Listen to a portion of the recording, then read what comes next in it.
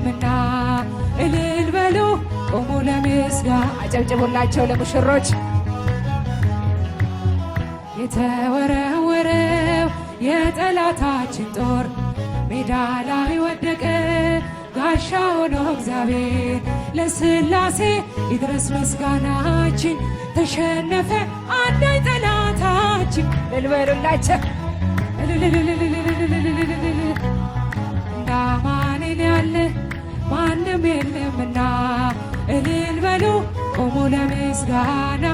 እልል በሉ ቆሙ ለምስጋና። የኢያሪኮ ቅጥር የማይደፈረው ይኸው ፈራረሰ የሰው ልጅ ሳይነካው። ኃይለኞቹም ቢበረታቱብን እንጸናለን በእርሱ ተደግፈን እንደ እግዚአብሔር